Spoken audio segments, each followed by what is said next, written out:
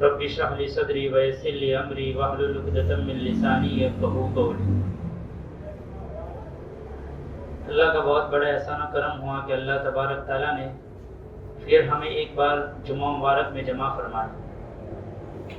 اللہ تبارک تعالیٰ نے ہمیں بے شمار نعمتوں سے نوازا ہے کہ جس کا آدمی شمار کرنا چاہے تو شمار نہیں کر سکتا ہے، اس پر شکر کرنا چاہے تو آدمی شکر نہیں کر سکتا ہے۔ اللہ تبارک تعالیٰ نے جو بڑی بڑی نعمتیں دی ہے، ان بڑی نعمتوں میں سب سے بڑی ایک نعمت یہ ہے کہ اللہ تبارک تعالیٰ نے ہمیں زندگی عطا فرمائی۔ زندگی بھی ایک بہت بڑی نعمت ہے۔ اگر زندگی ہی نہ ہوتی تو آدمی دنیا کی چیزوں سے، دنیا کی نعمتوں سے فائدہ کیسے اٹھاتا؟ زمین کی چیزوں سے، آسمان سے آنے والی چیزوں سے وہ کیسے فائدہ حاصل کرتا؟ تو اللہ تبارک تعالیٰ کی دی ہوئی نعمتوں میں ایک بڑی نعمت زندگی بھی ہے۔ لیکن میں نے بتایا تھا کہ زندگی ہمارے لیے نعمت اسی وقت بن سکتی ہے جبکہ زندگی میں بندگی ہو۔ اللہ تبارک تعالیٰ کی بندگی ہے تو زندگی ہمارے لیے نعمت ہے۔ اللہ تبارک تعالیٰ کے احکام ہمارے زندگی میں ہے تو یہ زندگی ہمارے لیے نعمت ہے۔ اللہ کے نبی پاک صلی اللہ علیہ وسلم کے طریقے ہمارے زندگی میں ہے تو یہ زندگی ہمارے لیے نعمت ہے، نہیں تو یہ زندگی ہمارے لیے زحمت ہو جائے گی۔ یہی زندگی کا ہمیں اللہ کے ہاں حساب دینا ہوگا، یہی زندگی کے بارے میں قیامت میں پوچھ ہوگی۔ اس لیے زندگی نعمت ہے، لیکن زندگی نعمت اس وقت ہے جبکہ زندگی میں بندگی بھی ہو۔ اللہ تبارک تعالیٰ ہمیں صحیح معنوں میں اللہ کی بندگی نصیب فرمائے۔ بندگی نام ہے اللہ کے حکموں کو پورا کرنے کا، نبی پاک صلی اللہ علیہ وسلم کے طریقے کے مطابق۔ اللہ کے نبی پاک صلی اللہ علیہ وسلم کے ذریعے سے اللہ تبارک تعالیٰ نے جو دین ہمیں دیا ہے، دین اسلام جو دیا ہے، وہ مکمل مذہب ہے۔ مکمل ہمیں اس میں ہدایت دی گئی کہ ہمیں کسی بھی شعبے میں جا کر کسی دوسرے مذہب سے کسی چیز کے لینے کی ضرورت نہیں، نہ خوشی کے موقع پر نہ غمی کے موقع پر۔ ابھی گزشتہ 2-3 ہفتے سے اسی بات پر ہماری گفتگو ہو رہی ہے کہ من تشبہ بقوم فہو منہ، کہ جو جس قوم کی مشابہت اختیار کرتا ہے وہ انہی میں سے ہوتا ہے۔ چونکہ لگاتار ایسے تہوار آ رہے ہیں کہ غیر مسلم کم، یا جن کے تہوار ہے وہ لوگ کم منا رہے ہیں، لیکن جن کو نہیں منانا ہے، جن کو نہ منانے کا حکم دیا ہے، وہ لوگ زیادہ منا رہے ہیں۔ جیسے 25 دسمبر آئی، پھر 31 دسمبر کا مسئلہ آیا، تو ان موقعوں پر شریعت نے بالکل ناجائز قرار دیا ہے کہ اس میں شریک ہونا، کسی بھی طریقے کی مبارکباد دینا بالکل ناجائز۔ اسی طریقے سے اب کچھ عرصے کے بعد ایک دوسرا تہوار آنے والا ہے، اور چونکہ اس پر متنبہ کرنا بہت ضروری ہے، اس لیے کہ ہمارا طبقہ اس کو جائز قرار دے کر اور یہ تہوار کے انتظار میں رہ کر وہ خوشیاں مناتا ہے۔ ہم جانتے ہیں کہ 14 جنوری کو جو بسنت کا ایک تہوار ہوتا ہے ان کا، یہ جو پتنگ بازی جس میں کی جاتی ہے، یہ ایک تہوار ہمارے سامنے آ رہا ہے، اور اس تہوار کو لوگ اتنا خوشی سے مناتے ہیں، زیادہ تر ہمارا مسلم طبقہ۔ ابھی وہاں پر پتنگ بازی شروع بھی نہیں ہوئی، لیکن ہمارے محلے کے اندر یہ شروع بھی ہو گئے۔ معلوم نہیں ہوتا ہے کہ مسلمانوں کے محلے ہیں یا غیر مسلموں کے۔ اس لیے یہ جو آگے جو تہوار آ رہا ہے 14 جنوری کو، اس تہوار کی ہم حقیقت کو جانیں کہ اس کے پیچھے کیا حقیقت ہے، کہ یہ تہوار کب سے شروع ہوا، اس کے پیچھے کیا تاریخ ہے، ہم کو کچھ بھی پتہ نہیں ہے۔ لیکن ہم اس تہوار کے نام سے ان لوگوں کے ساتھ بھی پتنگ بازی شروع کر دیتے ہیں، جس کا نتیجہ یہ ہوتا ہے کہ اس گناہ میں ہم بھی شریک ہو جاتے ہیں۔ کتابوں میں لکھا ہے تاریخ کے حوالے کے ساتھ کہ 1760 سے 1759 تک یہ جو ہے پنجاب میں، جس وقت ہندوستان، پاکستان، افغانستان، یہ جب تمام ممالک ایک تھے، یہ اس وقت کی بات ہے۔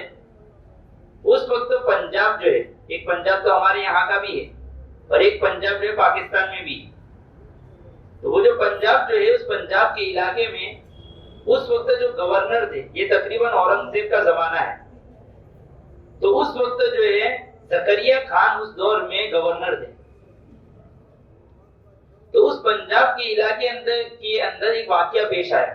یہ حقیقت بتا رہا ہوں کہ ہم جن چیزوں کو پتنگ بازی کے نام پر ایک سیر و تفریح کے لیے، ایک ہمارے انجوائے کے لیے ایک چیز کو جو کر رہے ہیں، لیکن اس کے پیچھے کیا حقیقت ہے کہ ایک مسلمان کبھی بھی کسی بھی صورت میں اس بات کو پسند نہیں کر سکتا ہے. تو جس وقت یہ زکریا خان جو ہے وہ پنجاب میں جس وقت گورنر تھے، تو ان کے دوران گورنر میں ایک واقعہ پیش آیا.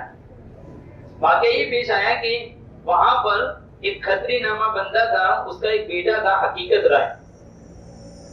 اس حقیقت رائے نے جو ہے ہمارے پیارے نبی پاک صلی اللہ علیہ وسلم کے بارے میں اور حضرت فاطمہ رضی اللہ تعالیٰ عنہا کے بارے میں اس نے بہت توہین بھرے الفاظ سے توہین کی، جس میں اللہ کے نبی پاک صلی اللہ علیہ وسلم کو بھی برا بھلا کہا، اور اس کے بعد حضرت فاطمہ رضی اللہ تعالیٰ عنہا کو بھی اس نے برے برے الفاظ ان کے بارے میں نقل کیے کہ جس کو بیان کرنا بھی ہماری زبان گوارا نہیں کرتی.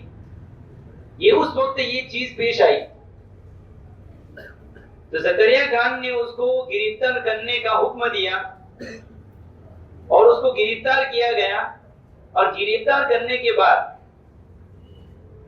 اس کو ایک جگہ پر لے جایا گیا اور وہاں پر لے جا کر پہلے اولاً اس کی مار پیٹ کی اور اس کے بعد اس کے لیے پھانسی کا حکم دیا.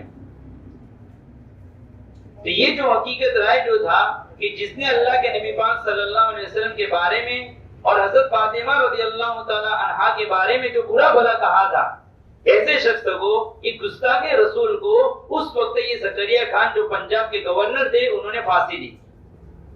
جس دن اس کو پھانسی دی گئی تو یہ اس کے طبقے کے جو لوگ تھے، یہ حقیقت رائے کے جو طبقے کے لوگ تھے، انہوں نے اس کی سمادھی کے موقع پر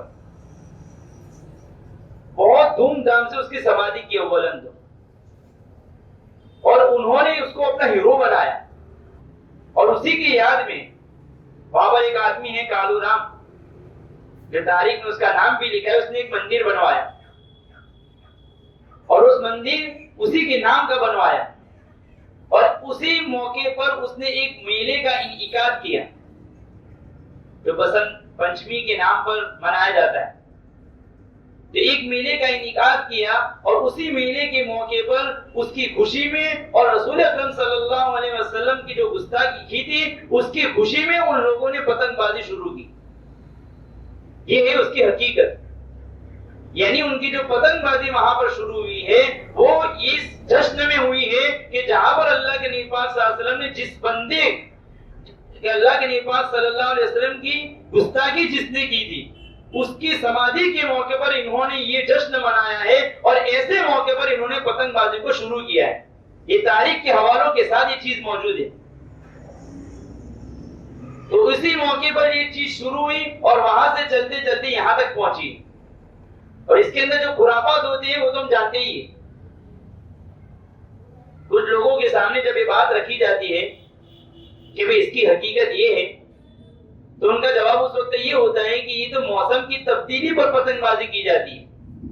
یہ جواب ہوتا ہے ہمارا بہت سارا طبقے کے سامنے. جب یہ حقیقت رکھی جاتی ہے تو وہ کہتے ہیں کہ مولانا ایسی بات نہیں ہے، یہ تو موسم جب تبدیل ہوتا ہے، ایک خوشگوار ایک موسم شروع ہوتا ہے تو اس وقت یہ موسم کی اس خوشی کے اندر پتنگ بازی کرتے ہیں. اولاً تو یہ حقیقت ہے نہیں، لیکن اس حقیقت کو اگر تسلیم بھی کر لیا جائے کہ چلو یہ موسم کی تبدیلی پر یہ پتنگ بازی کا تہوار منایا جاتا ہے، اگر تسلیم بھی کر لیا جائے تو شریعت جو ہے موسم کی تبدیلی پر اس تہوار کو منانے کی اجازت نہیں دیتا ہے. شریعت میں کہیں پر بھی ایسا نہیں ہے کہ جب کوئی موسم تبدیل ہو تو اس وقت اس طریقے سے تہوار منایا جائے. تو جن لوگوں کے ذہنوں میں یہ بات ہو کہ یہ موسم کی تبدیلی پر یہ کیا جاتا ہے اور ایک صرف ایک سیر و تفریح ہے تو شریعت اس کی اجازت نہیں دیتا ہے کہ موسم کی تبدیلی پر کسی چیز کو منایا جائے.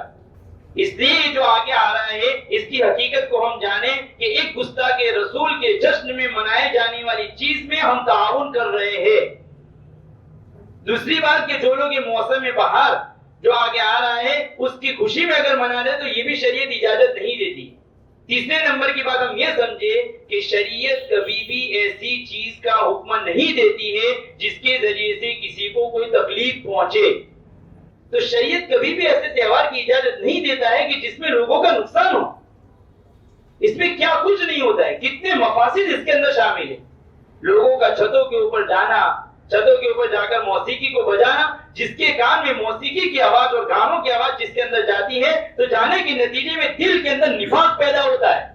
اس کو اپنی ایمان کی حفاظت کی بہت ضرورت ہوتی ہے,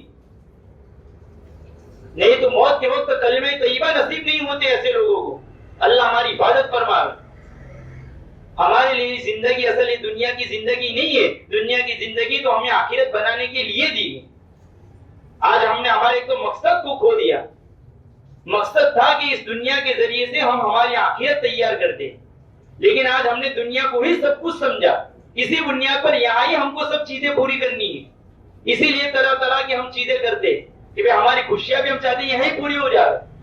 ہماری تو ہر خوشی کے پیچھے غم لگا ہوا یہاں.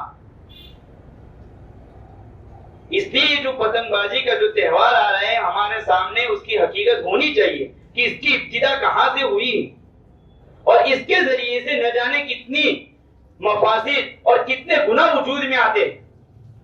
اس کے ذریعے سے ہم سمجھتے ہیں کہ بچے کھیل ہی کرتے ہیں نا, لیکن اس کے ذریعے سے بچوں کی فطرت میں ایک ناجائز چیز, ایک حرام چیز کو وہ جائز سمجھ کر کرنے لگتے ہیں. پتنگ بازی کے موقع پر ہوتا کیا ہے, ایک تو یہ بھی ہوتا ہے کہ پتنگ کٹی, بچے اس کے پیچھے بھاگے, مال کسی دوسرے کا ہے, دوری کسی دوسرے کی ہے, وہ چیز کسی دوسرے کی ہے, بچہ اس کو جائز سمجھ کر استعمال کر لیتا ہے. اس کے دل میں یہ بات آئی کہ کسی کا مال بھی لینا اس طریقے سے جائز ہے. یہ یہاں سے اس کو ایک رہنمائی دے دی, ہدایت دے دی کہ اس میں کوئی خرابی نہیں ہے. یہ لوٹم پھاٹ کرنے میں تو بچوں کو بھی لگا دیا. اس کے بہت سارے مفاسد ہیں. اس کے علاوہ چھتوں پر چڑھ جانا, چھتوں کے پر چڑھنے کے نتیجے میں جو نامحرم عورتیں ہیں ان کی بے پردگی, یہ بہت سارے اس کے علاوہ مفاسد ہیں. لیکن یہ سب نہ بھی ہو اس کے باوجود بھی ہمارے پیارے نبی پاک صلی اللہ علیہ وسلم نے جو ہم کو فرمایا, من تشبہ بقوم فہو منہم, جو قوم جس قوم کی مشابہت اختیار کرے گی قیامت کے دن جہاں پر ایک ایک نیکی کی ضرورت پڑے گی, ایسے موقع پر وہ اسی قوم کے ساتھ ہو. ہم سمجھ سکتے ہیں کہ ان کا جو بھی حشر ہوگا وہ انہی لوگوں کا بھی ہوگا جنہوں نے ان کی مشابہت اختیار کی ہے. یہ اس بنیاد پر ہے کہ ہمارا جو دین اسلام ہے وہ کسی بھی مذہب کا محتاج نہیں ہے, کسی بھی چیز کا محتاج نہیں ہے, کسی بھی زمانے کا محتاج نہیں ہے. سب چیزیں اس دین اسلام کی محتاج ہے. اس لیے اگر ہم دوسرے مذہب کی چیزوں کو اختیار کرتے ہیں تو گویا کہ ہم نے ہمارے مذہب کی چیزوں میں کمی محسوس کی. اس لیے ہم کو ہمارے جس طریقے سے پیارے نبی پاک صلی اللہ علیہ وسلم نے زندگی گزارنے کا کہا ہے, اس طریقے سے ہماری زندگی ہو. یہ بار بار اس طریقے سے جو تہوار آتے ہیں اور تہوار کے موقع پر اس سے آگاہ کرنے کا مقصد یہی ہے کہ ہماری زندگی میں صحیح معنوں میں دین آوے, اور دین کے مطابق ہماری زندگی ہوگی تو دنیا میں بھی اللہ تعالیٰ کامیاب کرے گا, اور آخرت کی جو لامحدود زندگی ہے اللہ تعالیٰ اس میں بھی کامیاب کرے گا. آج ہم نے کامیابی کو دوسری جگہوں پر ڈھونڈا, اس سے پریشان ہیں. اس لیے ہم خود بھی ان چیزوں سے بچے اور ہمارے جو اڑوس پڑوس, ہمارے دوستوں کو, ہمارے بچوں کو بھی ان چیزوں سے بچانے کی کوشش کریں. اللہ تبارک تعالیٰ ہمیں کئی باتوں پر عمل کرنے کی توفیق عطا فرمائے. آمین. وآخر دعوانا الحمدللہ رب العالمین.